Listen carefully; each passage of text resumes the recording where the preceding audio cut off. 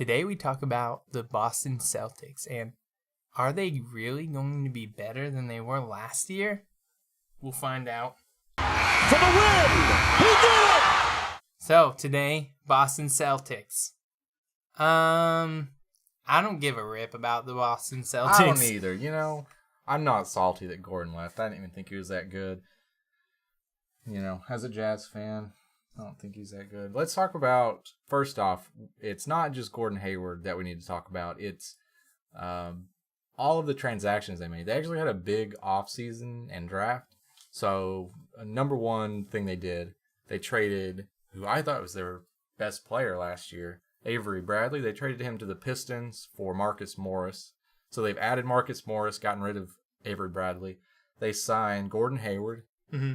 They signed Aaron Baines and Shane Larkin. Those are just backups. They won't play very much. But they did draft a few players that I really like. They drafted Jason Tatum, 3rd overall, out of Duke, who looks really good. He looks like he'll be a good small forward. But the big one that people are talking about, they traded away Isaiah Thomas. Okay. And Jay Crowder and Ante Zizic. Zizic? Z-I-C-I-C? I don't know how to say it. He's super foreign. So they traded him As away. opposed to being a little foreign. Yeah. What would be like? Give me like anybody in sports who's just a little foreign. A little foreign. Serge Ibaka. Okay, well, yeah, I you guess can so. say. I mean, you can look Ibaka. at it and pronounce it. I guess so. Ante Zizic. There is. Let me see here in the UFC, and I'm gonna pull it up for you, and see if you can say it. Okay. I probably won't be able to. And let's see. All right, so continue while I look this up. Okay, so just the last big thing, obviously, is the Kyrie Irving trade. So they traded the Cavaliers, Jay Crowder, Isaiah Thomas, who was the 3rd leading scorer in the entire NBA last year, Ante Zizic, and a 1st-round pick for Kyrie Irving. So Kyrie Irving, I think, is a top 15, top 20 player in the league. He's 25, 26. He's just a hell of a player. I think he makes them better, but I don't know about how they're going to top what they were last year. So we'll talk about that after we talk about this UFC. There you go. Well, no, I can't say that. I don't even know, why does that E have a tail? I don't know, man. Here's the thing. A lot of people in the UFC came and say it. So she's a champion, so a lot of them just call her Joanna Champion. Do you know how to say it? It's like Yon Jacek. Shit. Yeah. No, I don't know how to say that crap. Yeah. But a lot of people just call her Champion. Because she's got the best. But anyways, okay. All right. Let's get into it. Yeah, for sure. So we've got the Celtics made all these moves, which was kind of unexpected that they made as many moves as they did because they went to the Eastern Conference Finals last year. Mm-hmm. Yeah, that's real weird. What do they say? If it ain't broke, don't fix it. Yeah. I mean, they were number one. They were the 1st seed. They beat out the Cavs for the 1st seed, and then they made it all the way to the Eastern Conference Finals, which isn't a small feat. That's a big deal for them to do. But then they just really feels like they dismantled the whole team, is what it is. Yeah, that's a lot of people that they got rid of, it seems. 3 starters, 3 of their starters. Avery Bradley was their starter. Isaiah Thomas obviously was their starting point guard, and then Jay Crowder started at small forward. All of them are gone. They brought in Gordon Hayward. They brought in Jason Tatum. They brought in Kyrie Irving. But I just don't know. Looking at that team, not even from a basketball on-court standpoint, I don't know, how much better they'll be. Yeah. Because I don't know how closely you followed the playoffs last year. Somewhat. Okay, so Isaiah Thomas was their leader, was the heart and soul or whatever of their team. Well, his sister died. before Game 1 of the playoffs started. So they had a matchup with the Bulls in round 1. Was that a bad death or like how did that? It was very unexpected. Yeah, she was like, I think it was like a car crash or something. Yeah. He played Game 3. Like he missed the first 2 games. Dude played. And they're pretty consecutive nights, aren't they? Yeah, they are. Shoot. Like I feel like 3 games in 5 nights is pretty standard for the first round. So he missed the first 2 games. The Bulls won. Bulls were garbage. Bulls won the first 2 games because Isaiah Thomas was out. Mm-hmm. But like he played after his sister died, like 4 days after his sister died. Like he went out and gave everything he had to Boston. Man, they just traded him. You know, they just traded him in the offseason. Wow. So like looking at from that, there have been some quotes. I wish I had pulled it up from Jaylen Brown, who is a second-year man. Okay, so what he says some stuff about the culture. So this is the first thing that really made me question, like, how much of an impact this will have in even the locker room. Like, Jaylen Brown says the trade, quote, "It changes the whole dynamic, the whole culture. We'll see if it's good or bad. Time will tell, but it's still a little weird to me, to be honest, because when I came in, everything they stressed was culture, environment, Celtic basketball. Now it's like, what is the environment, the culture? What is Celtic basketball?" You know, and then he goes on to say, "I love Isaiah. He was like a big brother to me. I watched him, admired him. The chip he carried on his shoulder, I love him, and I still do. I've kept in contact with him and congratulated him when he was traded to the Cavs. It's tough because it's the business we live in. Do I agree with it? Not necessarily, but I definitely think Isaiah tried to plant his flag in Boston." So like that's like Jaylen Brown's like one of the better players for the Celtics. Like he's younger, but I think he's already one of their leaders. So he's saying like, man, I don't agree with them. Like he gave everything he had to Boston. They just trade him. You know, they just bring in this other guy.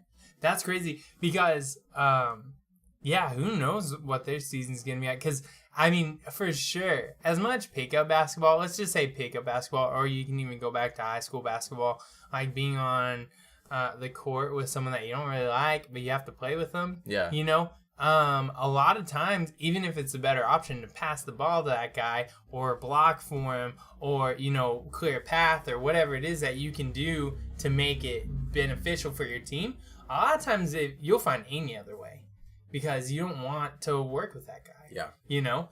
And so it sounds like that guy went in there and started making moves, power moves that maybe the rest of the guys didn't want.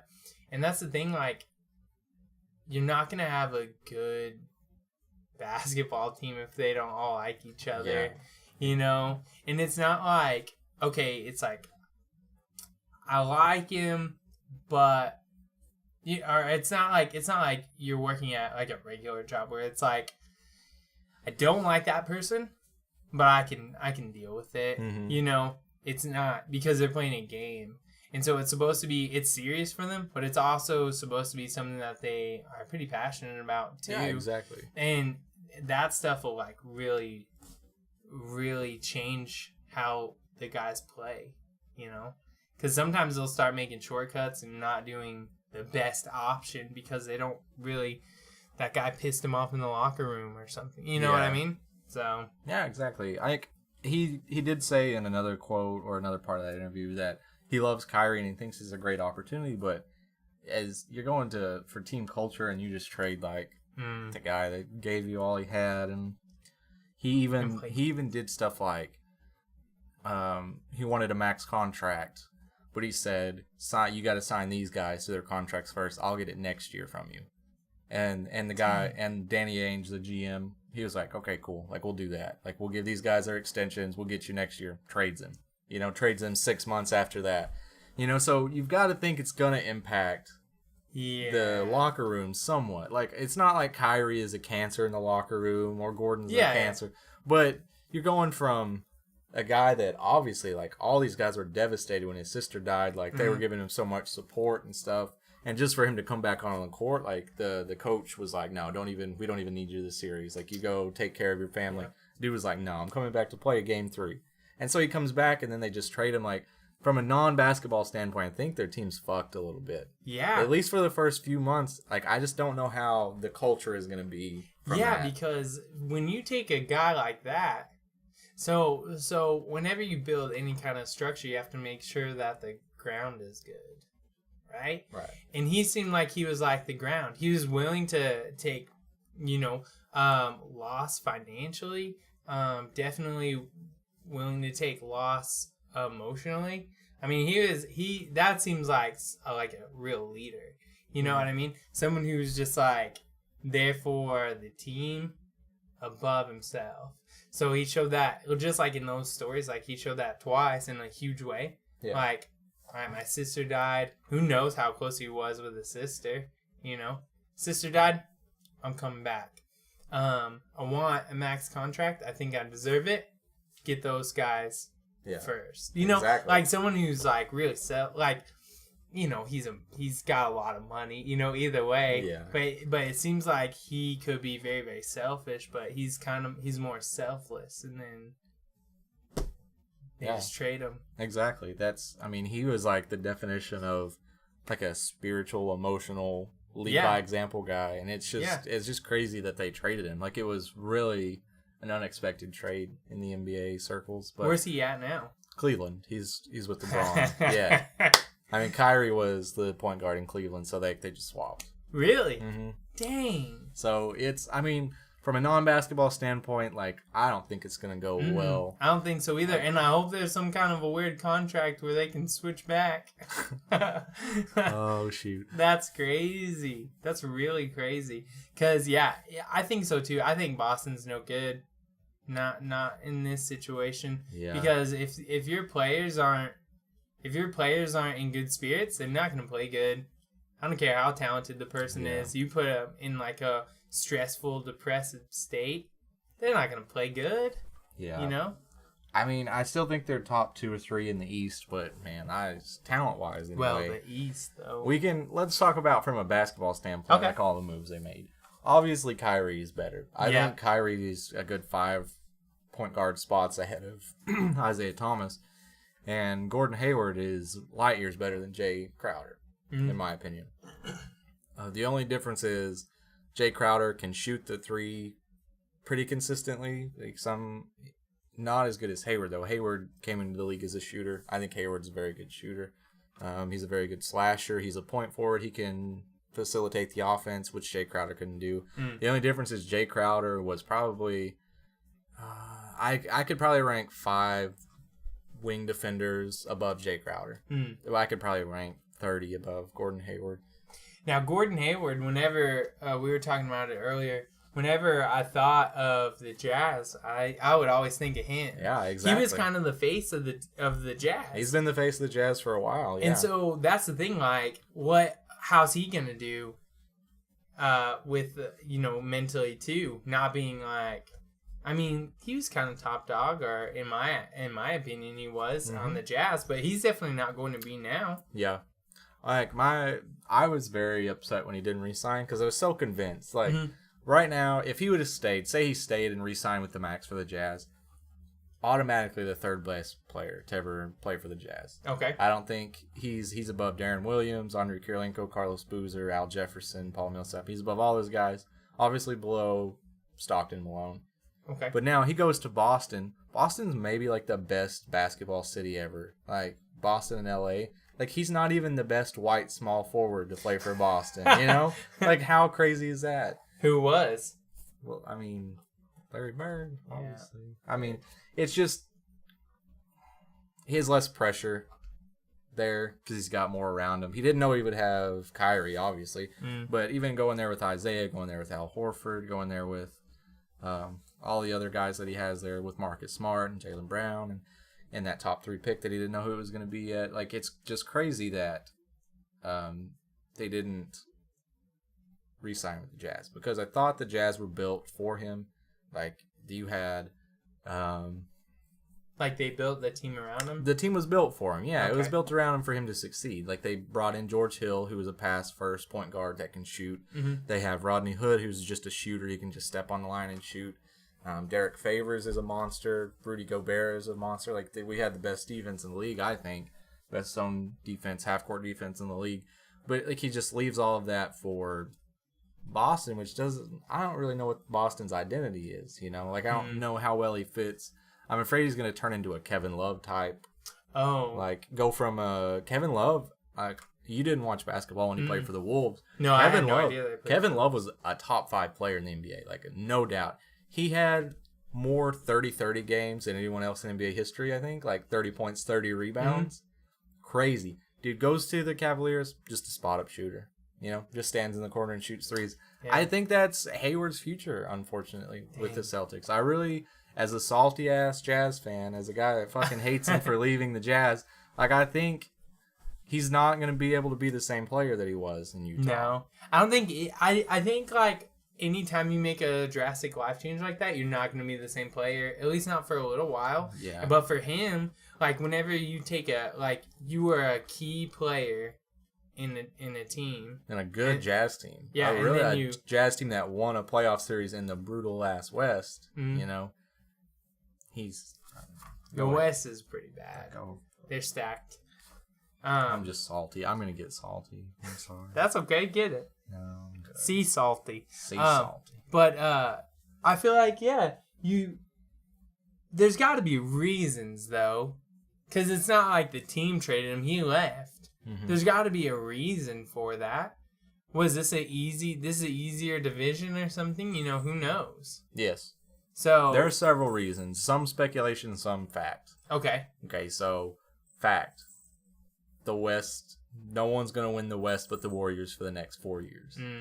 Gordon will be 30 by then, in his 30s, on the downslope of his career. Speaking of the Warriors, Kevin Durant got busted with fake social media accounts. Oh, God. Let's not talk about okay. that. I don't even know what to think about that shit. So, all right, fact. Okay, keep fact. Going. East is far inferior. Yeah, far inferior.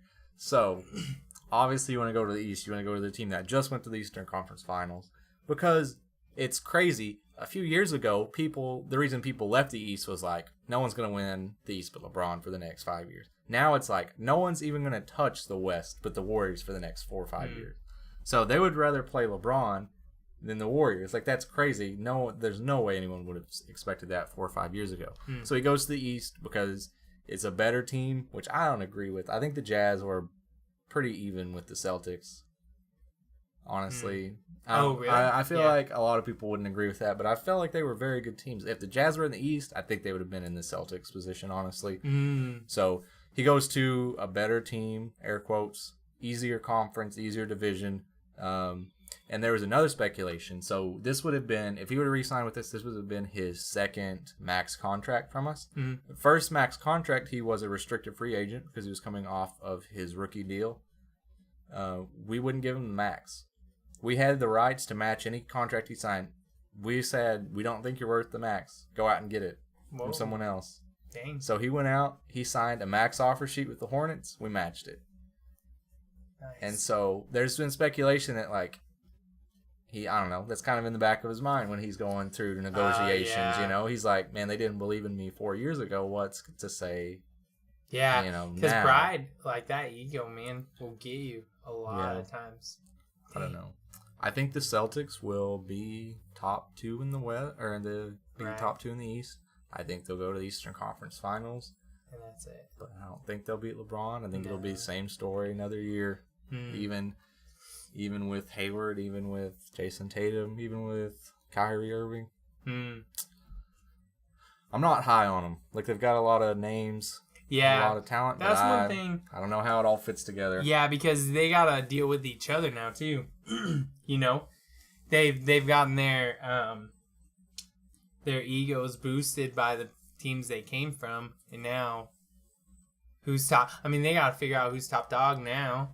You know, they got to figure out who's doing the commercials. Exactly. Who's doing this? Who's doing that? Who's getting the most money? You know, who's gonna keep the ball? Who's passing the ball? You know, like, they got to figure out a lot of stuff now right at the beginning because of how many people.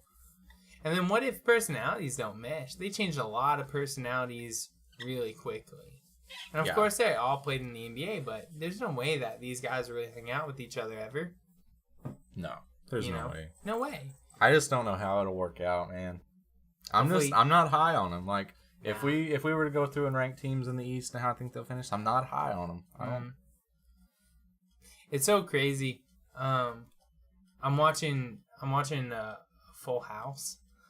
Oh my God. And there was an episode just the other day wherever they were talking about Larry Bird, and they were talking about the Celtics, and then of course they're in San Francisco, so they're always talking about the Warriors. Oh yeah. Like constantly, because the dad started off the show. He was a sports broadcaster. Oh wow. So yeah, they talk about the Warriors all the time. So I don't know, it's weird, but yeah, who knows what's gonna happen with that? I think it's a crap show right now. I think so too. I do. It's been a hell of an off season in the NBA. A lot of changes have been made, but shit, I don't know how it's gonna work out. You got Paul George and Melo on the fucking Thunder. You got might be cool. Derrick Rose looking great with the Cavs. Paul Millsap went to the Nuggets. Oh my God, I don't know. It's like Yu-Gi-Oh cards. I don't know, dude. Yeah, everyone cards. just got shuffled around, traded around. Now, okay, let's talk about the Thunder for just 1 second. Now, who'd they get? Carmelo Anthony. Okay. And Paul George. Paul George, top 10 player in the league. Carmelo Anthony, top 25 or 30. Now, is that good or is that bad? Because that seems to me like good moves. Is good. Who'd they get rid of? Oladipo. Okay. Oh, DeMontis Sabonis and his Cantor. Really? Yeah. They got rid of Cantor. Yeah. Yeah, that's how they got Melo. They traded Cantor and somebody else for Melo. Okay. They traded Sabonis and Oladipo and maybe a pick. Was it good? George. Was it good that they got rid of Oladipo though? He was garbage for him. Yeah, he was really poor for them. Played really poorly. Especially upgrading to Paul George, like that's crazy. The top 10 player. How far do you think they'll get this year? They'll be the 3rd seed, I think. You think so? I think so. I think that's exciting. Because they play just like the old Thunder will. So you got Russ being Russ. You got Paul George, who is a poor man's quote Kevin Durant. You know, obviously he's not 7 foot tall like Kevin Durant is, but he plays pretty similar, I guess. And then Melo was something they never had. They never had that other player that could take over a game and shoot. Now, here's my question, and this may be a little bit off topic because we're talking about the Boston Celtics, but here's a random question. I've had this question for a while, but I haven't ever talked to you about it. Is there, and I'm talking about maybe any sport that you can think of, is there a more explosive player than Westbrook? He's so explosive. No, I don't think so. Not that you can think of, right? Because I've asked myself that question before. I'm like, is there anyone who's more explosive than he really Russell is Westbrook? Explosive. He's not even the most athletic player in the league, though. Yeah, believe it or not. but he is explosive. Yeah. His twitch muscles and the crazy intensity that he brings to a game is nuts. I feel like I don't know. He's a different kind of athlete, I think. Mm-hmm. Just because of how explosive he is. So, anyways, okay. I'm glad that I was not too off the mark there. I thought this could go two ways. Either I'm right, or he's gonna laugh at me. No. I mean, he's explosive, yes, because he's so violent. But he is. Guys like Zach LaVine. Mm-hmm. I'm not Aaron talking Gordon, about like. I mean, they're more athletic. I think Dennis Smith Jr., who's a rookie for the Mavericks, is more athletic. Dennis Smith Jr. has 10 inches higher on his vertical than Westbrook does. That's a lot. 46.5. Gosh. Russ's is like 36. That's a lot too. That's a lot. I mean, but explosive. He's just so violent. Like, I think he's the definition of an explosive athlete. My vertical is 1.5. I don't remember the last time I jumped. I think if I have bad enough gas, I can get high. Jet propulsion. You're going to have to end all these on a cheesy-ass joke, aren't you? Oh, my God. Oh, man. Thank you for listening to us and Brad's shit jokes. Yep, bye.